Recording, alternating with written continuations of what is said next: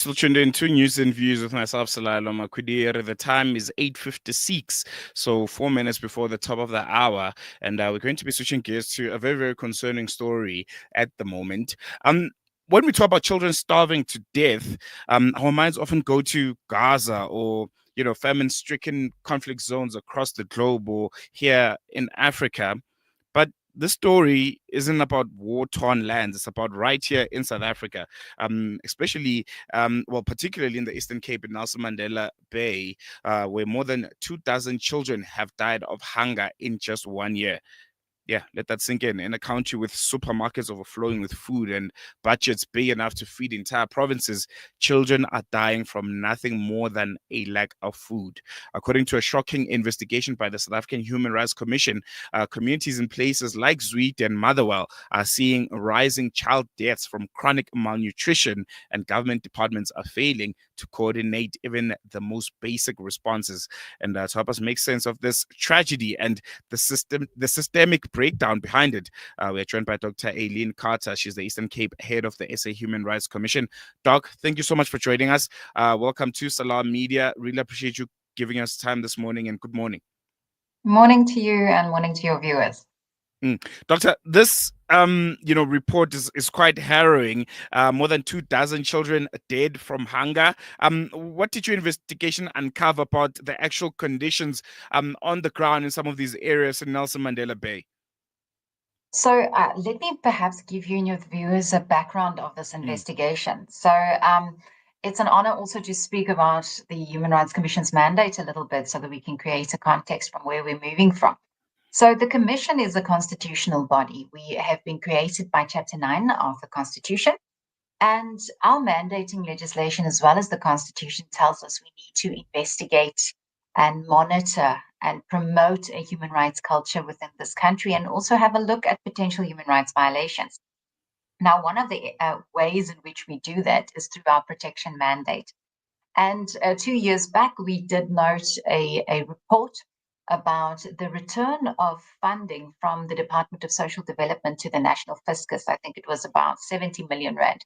That went unspent, whereas it could have been addressing hunger issues within the province. And subsequently, we hosted what we called an inquiry and subpoenaed government departments to come and tell us what is leading to this very concerning trend of severe acute malnutrition deaths in the province.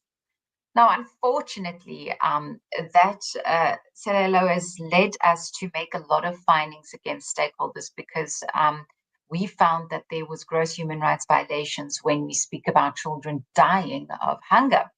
Now, the departments that came to the table included, you've mentioned, Department of Health, Department of Social Development. We had National Treasury or Provincial Treasury there, Agriculture, the Office of the Premier, and everyone spoke in one voice, which was to say that we condemn, the scourge of child hunger, and we need to take each other's hands and see how we can address it. Now, that was about 2 years ago.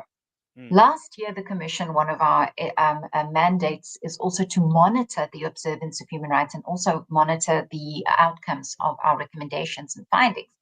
And we took a year now to monitor what has happened since we issued this investigative report and inquiry report. Now, in doing that, I can report and I can inform the viewers as well that there has been progress. Our stakeholders in government has not sat back and said this is not our problem. There's been steps taken.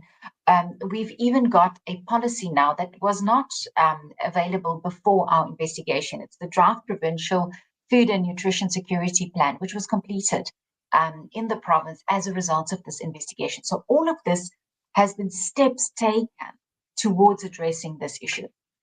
Now, unfortunately, today we are reflecting on these recent reports coming from Nelson Mandela Bay area, which in fact indicates that despite these steps that have been taken, we are seeing an increase in the death of children dying of severe acute malnutrition.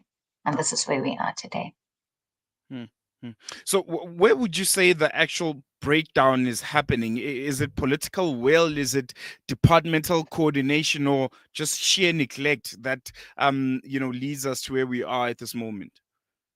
I think it's a combination of a variety of factors. I would not say that there's a lack of political will. If you speak to all of the execs, if you speak to provincial government, if you speak to the legislature, all of whom we have been engaging repeatedly on this matter, you would see that everyone is on the same page, that we cannot allow for this to happen. How we are addressing this, unfortunately, is where we get stuck. So I've indicated that one of the issues that the Human Rights Commission dealt with is almost a working of silos, a fragmented and siloed response from government to food insecurity.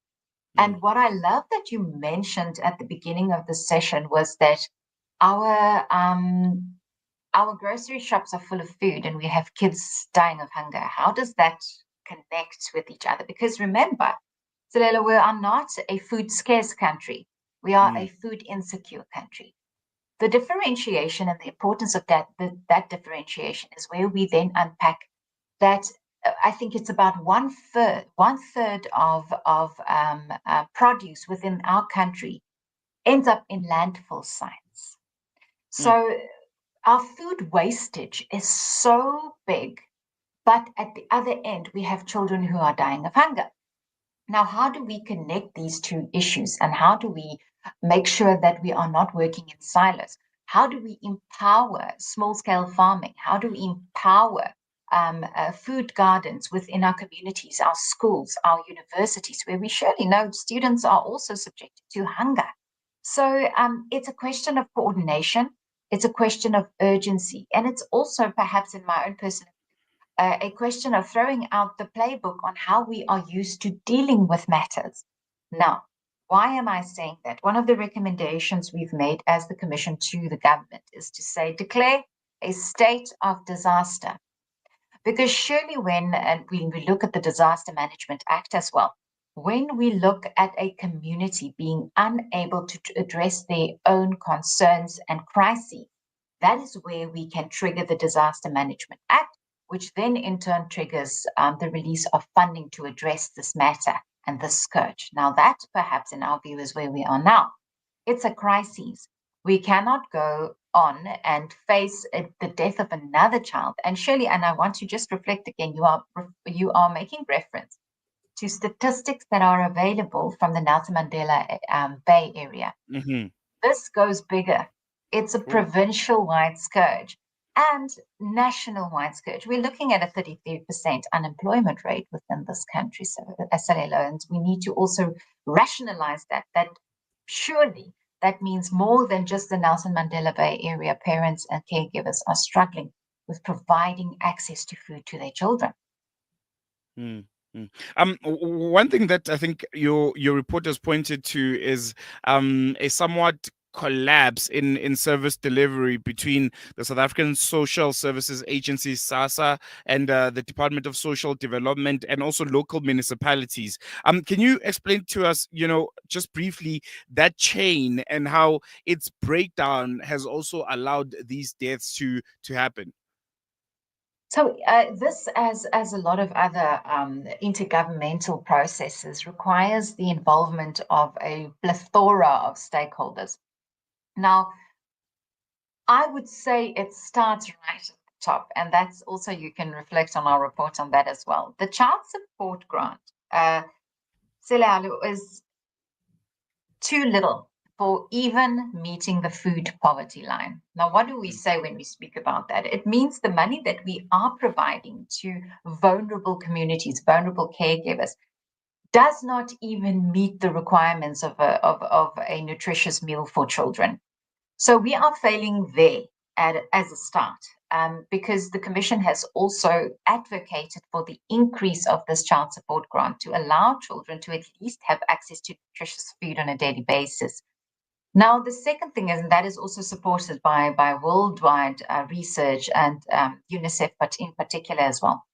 But that being said, the government does have very effective mechanisms, such as the school nutrition program, which has been a massive success in rolling out food security for children. But then let's reflect on who goes to school. The 0 to 5-year-old cohort children do not have access to that very successful hunger alleviation mechanism. So what we are looking at is the 0 to 5-year-old who are most susceptible to severe acute malnutrition be very, very vulnerable in this respect. So they might have access to the child support grant, but it's too little. But they don't have access to the school nutrition program. Now, further than that, we also have a very concerning trend of under registration of births. Now, what does that mean? Also to your viewers, is that means that you are unable to go to SAHRC to even claim your grant if your child has not been registered. And sometimes you also historically do not have access to these registration documents. So you are hesitant to even approach the authorities for this relief, which means the children are what we call wasted and they are stunted as a result of not having access to food.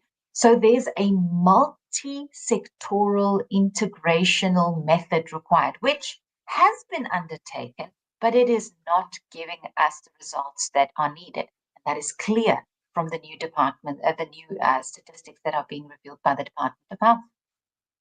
Quite concerning. Just two last questions before I let you go. We have unfortunately run out of time. Looking ahead, what needs to happen urgently to stop this from continuing? You mentioned a national state of disaster. Could be one of the avenues that could be put in place. And what can ordinary South Africans do? How do we make sure hunger doesn't keep killing our children in a country that you mentioned has more than enough for everyone to go around? I would say there's a few approaches. Number one, let me reflect on what we should always just reflect upon is the principle of Ubuntu. Yeah. Reach out to your nearest soup kitchens. The soup kitchens do not have enough resources to feed everyone that is in need. Reach out to these soup kitchens. Reach out to the Department of Social Development as well. This department is crucial in the rollout of food parcel provision and poverty alleviation. But sometimes the demand is so much that the department's own funds run out even before the conclusion of a financial year. So reach out as an individual to these stakeholders and see where you can support. Number two is food gardens, community gardens, school food gardens. See where you can assist and roll out projects in this respect so that we can empower our communities as well to plug where there might be a need, even if it's in the short term. So that is a mechanism that the Department of Agriculture is also trying to almost promote and to push. But from our side, as citizens of this beautiful country and reflecting on the beautiful principle of Ubuntu, we have a role to play here. But then we also need to start holding those who should be held to account to reflect on whether they are doing enough or not. From the Commission side, we are in the process of considering subpoenaing the national government, the provincial government to come and account on what have been the steps being taken to address what we are calling a disaster. But then let's look at it from a strategic point of view and stepping back a little bit in terms of where are we nationally with even mechanisms such as legislation. Unfortunately, in terms of Section 27, we've got the right to water, we've got the right to health, we've got the right to social assistance. All three of those elements have their own domestic legislation. Access to food, not yet. And that might be where we also need to start mobilizing for particular legislation ring-fenced for access to food in our country. And that is certainly considerations that the Human Rights Commission is taking into account currently as well. No, I think going to leave on that note, Dr. Eileen Carter, thank you so much for giving us insight on a very, very important topic. Really appreciate it. Thanks so much. And thanks to the viewers. Pleasure's all ours. That was Dr. Eileen Carter, Eastern Cape head of SA Human Rights Commission, speaking to us about a story that I think should be on every front page in this country.